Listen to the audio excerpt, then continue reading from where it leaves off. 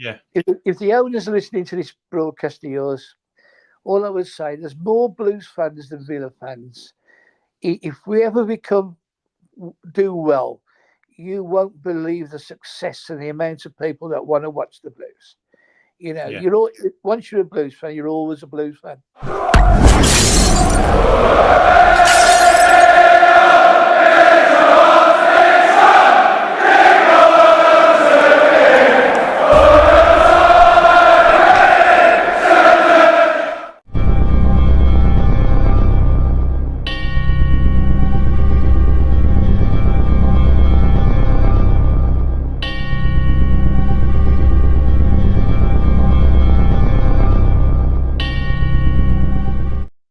We are recording. This is episode 25 of the Royal Blue podcast.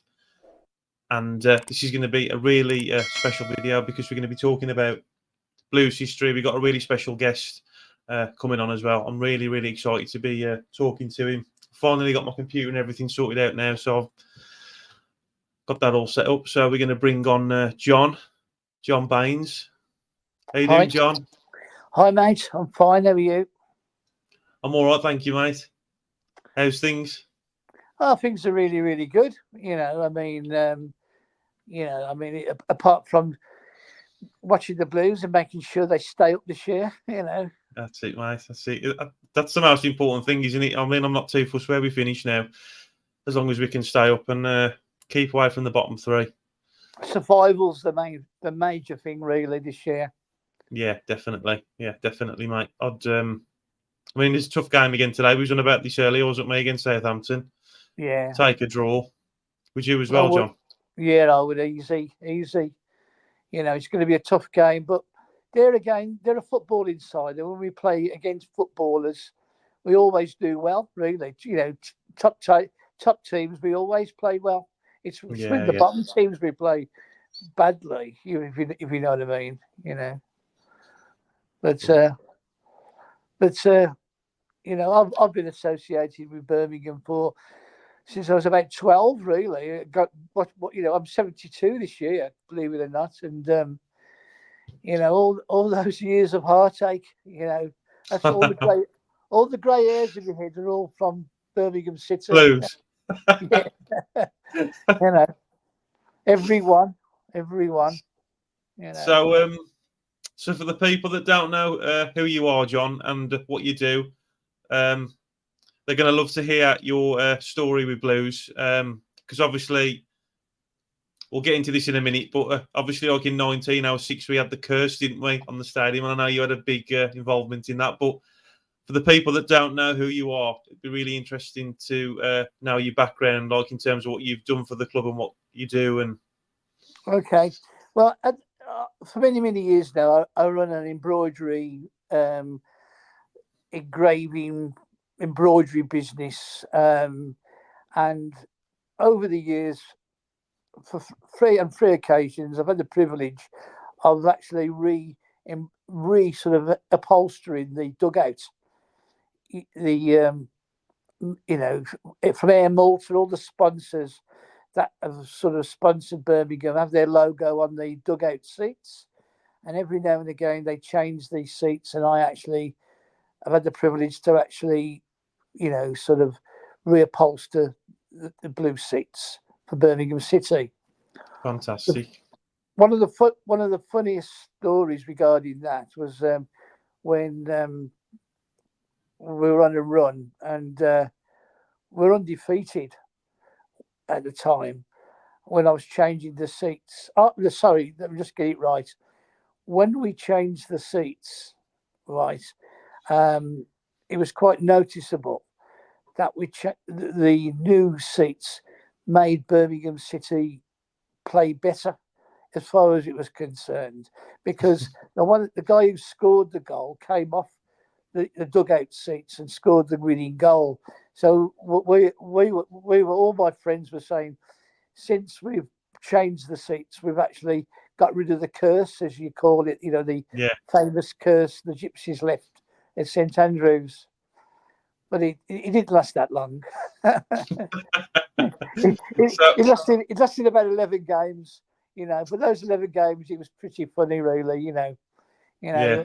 or whatever, you know, because one of the reasons I say that is that the actual material that I used, when I got it from the wholesalers, the local priest in Hall Green, Father Sean, paid a visit to my warehouse, and I asked him to Yeah. bless the fabric to lift the curse, and Oh, he did with a bit fantastic. of holy water. Not many people know that. And then obviously we went on that run of like 11 games, and I was thinking, my God, he's done it. You know, if you know what I mean. Yeah, it's yeah, because that's how I found you, John. Because I mean, I'm 31 now, and I've always found like the curse look really interesting, like to do with blues. I remember asking my dad like questions about it when I was a kid and stuff. And I was just lying in bed one night, and I was just like, oh, I'd love to do a podcast on it. And yeah, I just done like a bit of research on it, and then your name had cropped up on the Birmingham Mail, like a 2017 clip. And I was just reading through it, like, and I said, I was having a look, and it told you like where you worked and stuff. And I was like, I wonder if he's still there. So I googled your embroidery company, and yeah, you answered the phone, didn't you? We had a good chat on the phone for a good half an hour, didn't we? He was really good, wasn't he? Rowick was the manager at the time, and he was that run before he actually, you know, when we was playing quite well before we played Leeds on the night, Yeah, and then suddenly disappeared. You know, he left. You know, yeah, when we brought, just before we brought Zola on, and you know, as manager, and I was thinking, oh my God, you know, whatever they did, that lifted that. Whatever I did to get rid of the curse, that brought it back again. Really, you know, because yeah, if you remember, just before we left, you know, Rowett, we were playing very well. We were really on our way back up the table again, weren't we? You know. yeah. We was. Yeah. What else was going to ask you, John? Yeah, because you know the curse, John. Because I know that we had he was in 1906, wasn't he? And I know that we had those T-shirts, didn't we? I think I was 13 years old when they came out. It was the Flyby one, and it had on the back 100 years at St Andrews. Is that because the curse was still going and it wasn't actually broken up until you did it later on? Well, you know, I mean, really and truly, you know, I had to think of. I mean, I actually got the priest to sprinkle holy water on the dugout seats, and while you know, in that period of time, and I was thinking, only a blues fan would ask a priest to do that, wouldn't it? Really, because of St Andrews, because we all Yeah, believe there is a blooming curse. yeah, We nearly get there, don't we? Birmingham always take us to the edge of the cliff and then throw us off. If you know what I mean, that's why you're a blues fan. That's why people are a yeah, blues fan, because of that. You know, because yeah, we almost make it. We almost play great, and when we play great, we play great.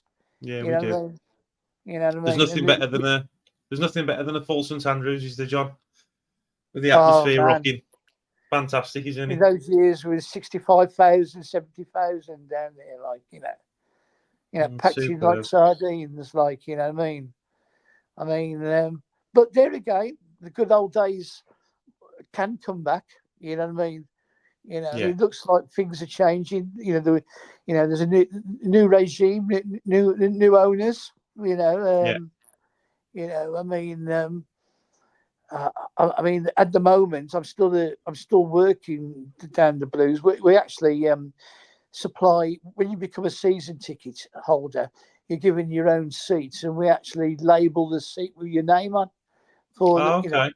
That's what we're doing at the moment for them. Like it makes you, you once you pay for a ticket, Yeah. for a season ticket, you've got your seat all year, so you have your name on your seat, so it identifies that's your seat for that Oh, season. fantastic. And that's all across the stadium, is it, John?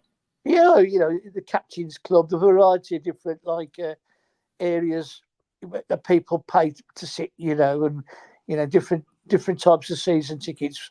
We get their list of names every year, and then we print out the little labels they stick on the seats. Yeah, if you know what I mean. You know, That's I mean, really good, isn't it? Yeah, I mean, Birmingham, Birmingham are very good because they ask their own supporters to ask them, to give them work. Like you get work from that way, if you know what I mean.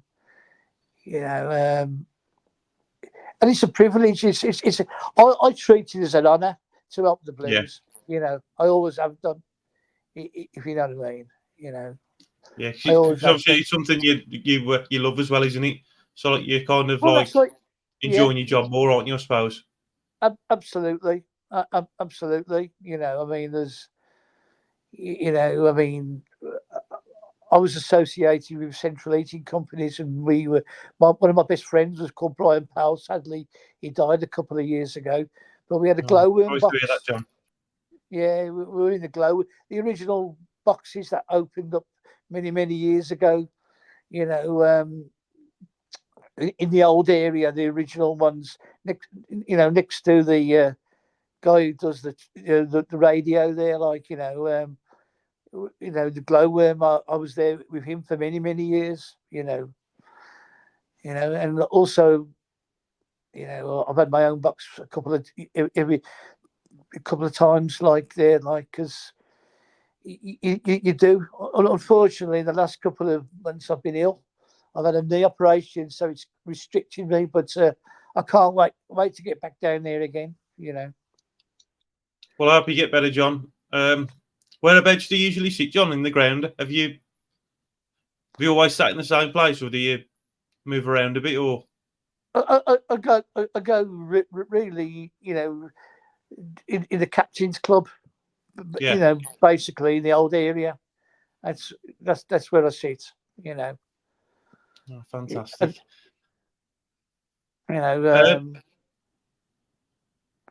Sorry, John. I mean, my grandsons go down. They're at the Tilton. They go in the Tilton area, or the, or behind the goals at the station, in Yeah. At the not on the away fans, the other side. That's where I sit by the away fans. I sit in the cop, block 38. That's where I sit. Yeah. My dad's not fond of it. He likes to sit more in the middle. He says he don't want to be by the away fans. No. I mean, I go back to the days of Jim Elliott in goals, and Fred Pickering and Johnny Vincent and Barry Bridges. The greatest goal I've ever seen scored down at St Andrews was Barry Bridges' overhead kick, against the Arsenal in a replay of the FA Cup, many, many years ago. It was actually upside down when he scored that goal into the Station Road end, I don't suppose you've heard of Barry Bridges, haven't you, mate? I've heard of him, yeah, but what kind of era are we talking, John? 60s, yeah. I wasn't born then, mate.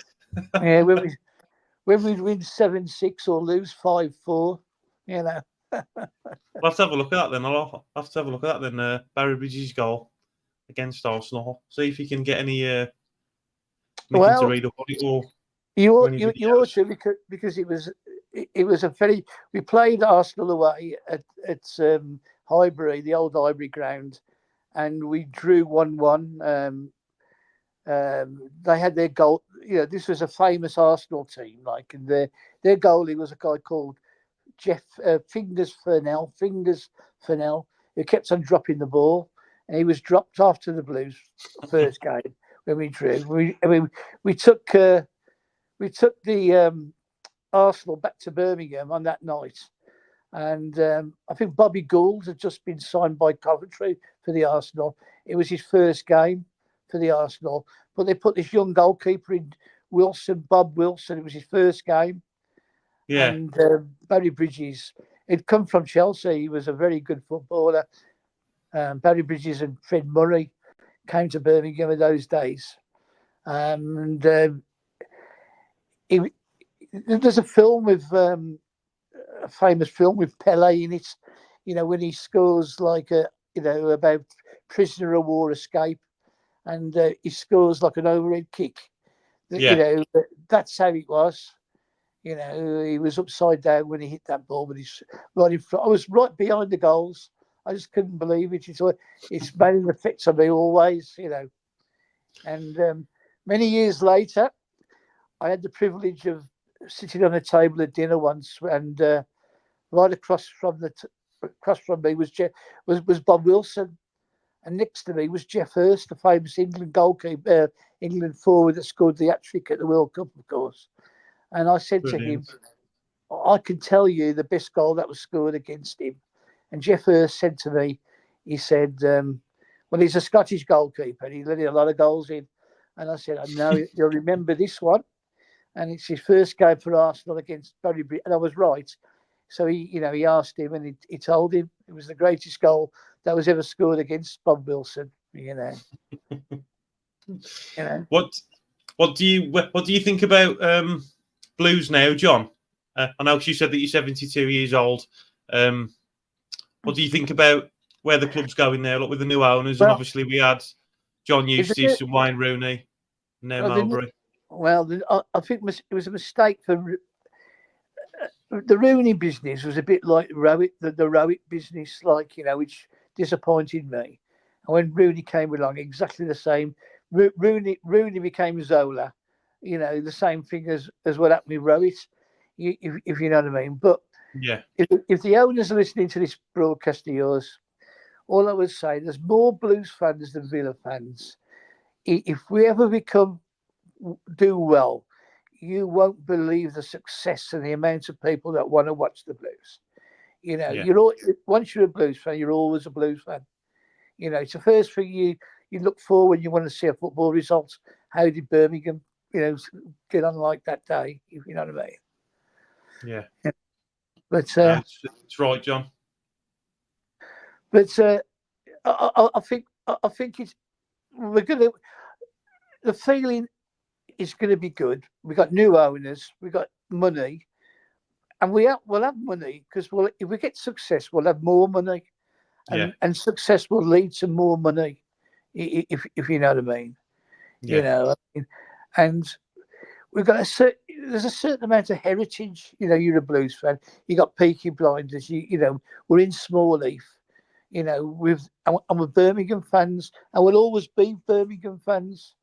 And it's that song, Keep Right On. Keep right on. I know we sing it all the time. Joys and The sorrows, song, for the joys and sorrows. Yeah, the song. Sing it, don't we? The song says it all.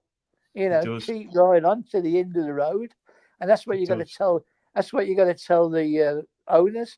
That road's long and winding. Ups and downs. If you know what I mean. But I mean, I will always support the Blues and always, wish them well, or whatever. I mean, and also things what you're doing, like creating positive news about Birmingham, about the history, about things that went on, I mean, I mean, we've got like a major past, a history of our history is phenomenal, Yeah. I mean, Sir Alf Ramsey, the England manager, was our manager for some time. He was on our board of directors many years ago. Not many people realise that. No, it is interesting, isn't it, mate? Looking back, but have you got like anything to say to to the people that are still in disbelief? Any Blues fans that are a bit negative? I mean, well, you've been there, haven't you, John? If you go down the Central Andrews, the atmosphere of the supporters will always regenerate your interest if you're feeling, But we do need success, and at the same time, as long as we don't change the way we play, what we want to do, we want to be attacking, we want to be excited. If you know what I mean. I mean. Like I said to you, when I went there when I was young, we win 7-6 or lose 5-4. It was exciting, It was exciting. End-to-end football. End to end, yeah. That's where it leads to, and of course, it's annoying that the other side of the city, you got the Villa, and the success they got really goes against the grain, really. Oh no. You know? Where I live, they're all fans.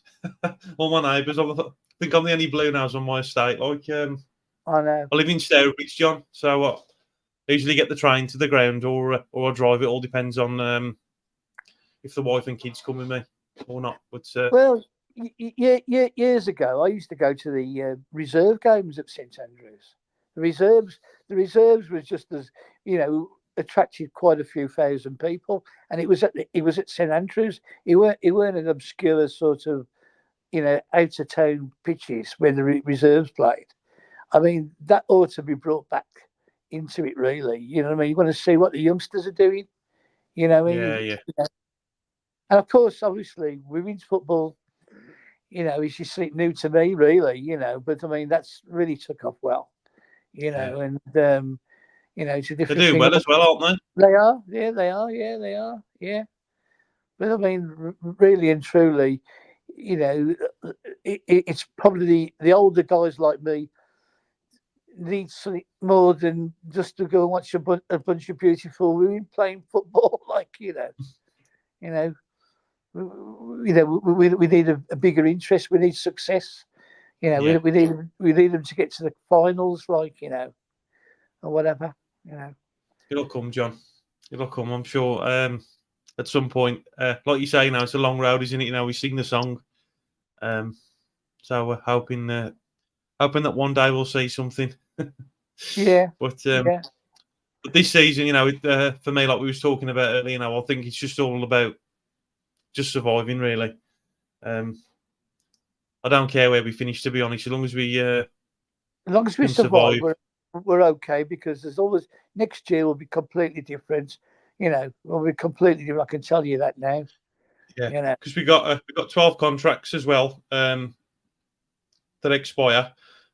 Would you keep any of the players that the contracts do expire, John? I mean, you've got the likes of like Djokovic, Sunji. I think really and truly that you can't Hogan. really. Yeah, well, Hogan. There's a few Djokovic, Hogan. I think they've had their day. Really, in some ways, they've been there a long, long time. But really and truly, as far as I'm concerned, the main concern is the manager getting somebody decent in control. I mean, I know. We've got probably health problems down there at the moment, and Venus is in charge at the moment, right? But as long as the right guy's steering the ship in the right direction, and our youth policy. I mean, look at the youth players that have come through and gone on. Bellingham's, for instance, what I mean? Christ, I mean, he's the best in the world, isn't he? Yeah, fantastic. I still love how he talks about the Blues as well. Yeah, of course, he's a Blues fan himself. He's, wherever he is, they all are. Even his daddy's what I mean. His dad played for Stourbridge, and and where you come from, his dad played for your little town, Stourbridge. Bellingham's dad. Fantastic. I mean, years ago, I used to play in the Midland combination against them. You know what I mean? Years ago. Yeah. But if you look at the class players that we've had, our youth side, has kept us going. The amount of money that we've made from them, and sell-ons as well. I'm sure we've got phenomenal sell-ons when they move on. Bellingham in particular. Or whatever. But the future is bright. It's really the at least we're in control. We're not run by somebody in China. If you know what I mean. Yeah. We're the only club floating on the Hong Kong Stock Exchange, weren't we, or something like that? There's all these rumours. It's mad, isn't it? All these people they shouldn't be allowed to invest in football teams if they're not going to invest it. He was just running down to the ground, wasn't it? And Tom Wagner, he's done a fantastic job, hasn't he, John? Behind the scenes, he has, hasn't he? Like the stadium. That's right. Look at the ground was getting run down. Look at it now; it's brilliant now. It's there are rumours of like us moving ground and new areas, but really and truly, what we want is bigger car parks and more infrastructure to allow the parking. For people to get there, Yeah, for the fans, that's it, innit? Yeah. I mean, years ago, in the heyday in the 60s and 70s, all the buses, that were lined up down the Coventry Road after the game ended. I mean, there was like 60 or 70, 80 buses all in a convoy, and you just went on each, just filled the buses up, and when it was full, it took you into the city centre. I mean, that doesn't happen these days, but something like that should happen, Yeah. Yeah, because I mean, when I go in my car, it takes me like a good 45 minutes, nearly an hour, just to get off from where the ground is because of the traffic. It is ridiculous, but it's worth it though, because obviously it's Blues. Yeah, well, when I was younger, I used to live in Northfield, the other side of Birmingham, so we used to get a bus into town and a bus out of town, but to get a bus straight off the ground, straight into town was great. They used to be empty, and as the people came out the ground, they were filled. When it was full, it went off. Simple as that. Really, it was a great idea. Alleviate a lot of the congestion that happens there. There's another question I want to ask you as well, John, just for people that don't know about it. I'm just going to touch back on the coast just one more time. There wasn't there 3 other occurrences as well where didn't Ron Saunders put a crucifix on the floodlights, and then there was Barry Fry, wasn't there, that done something on the pitch? But Barry Fry on the pitch. Yeah, well, he went on all the on every corner flag. Barry Fry piddled on the corner flags, on every corner flag to get rid of this. Saunders' day, right? When I mean, well, you got to remember, Saunders came from the Villa. He was the old Villa manager, and he came to us. That says it all, doesn't it? He came from the Villa to us. You know what I mean? He led their team to the European final, then left and came to us. But Saunders got a crucifix, and he was putting crucifixes because he really believed that we could. It was like, how could a team play so well and still lose those type of games? He really, you know what I mean? You're all over the team, but we still lose, on some occasions. But when we scored, we really did score in those days, unbelievable goals, that you can remember back. Because when you're old like me, you live on your memories. And the crowd really, whatever. Even when I always remember years ago when it first started, when the Tannoy, they brought the sub on, and he said it was so and so. Who are you? Who are you? Yeah. Who are you? Who are you? Who's that? I mean, other people, strangers other than Brummie fans, didn't know what we were saying. Who are you? Who are you? You know what it means. Everybody. Yeah, it's fantastic. Yeah. Yeah, I love it. I still laugh and smile when I hear it on the television. And brilliant, mate. I always remember my son, who's now 45 now, and I said to my son Christopher, I said, "What's the greatest thing, or that I can say that you've seen down the Blues when I took you down the Blues?" And he thought for a few seconds, and he said, "Dad, the greatest thing that I can remember is when you allowed me to sing shit on the Villa without telling me off." Brilliant. Brilliant. those are memories that you'll never forget. You know, I looked at him and I was thinking, my God, that's how bad we played. If that's the only thing you can think of. Yeah. But it makes it even more special, doesn't it, mate? You know, we'll get there. Hopefully one Yes. day. It'll take a bit of time. But we've hit the half an hour mark, John. So I'm going to ask you one more question before I leave you to enjoy the rest of your day. Obviously, it's a big game today, isn't it? What's your thoughts on going into Southampton? Well, I mean, if we could get a draw, I'd be happy. You know, if we get a draw, I'd be happy. You know what I mean? But seriously, I'm thinking we played well last week. And it was only at the end that we let those two silly goals in. Like, you know what I mean? I think we could get it. We could sneak a surprise. I'm hoping for a 1-0 win. You know what I mean? There ain't going to be many goals in it, anyhow. I can tell you that. Like, really, you know. Yeah. They've hit a bad run of form as well, haven't they, Southampton? They've just lost in the cup as well, haven't they? They're a footballing team. You know what I mean? And they're a good team, aren't they? They're a good team. It's going to be hard, mate. It's going to be hard. Oh, yeah, it is. Yeah, I'm looking forward to it. Come on, you Blue Boys. Keep right on. All right. John, it's been absolutely fantastic talking to you, mate. And thank you so much for doing this. No problem. Honestly. No I've absolutely loved it, mate. Honestly, thank you. Cheers, mate. No problem. Thanks very much. Yeah. Hopefully we can do something again soon, John. Yeah, no, yeah. Yeah, when we get to the Premiership. Cheers, yes, mate. cheers, John. Keep right on, mate. All right, keep right on. Bye-bye.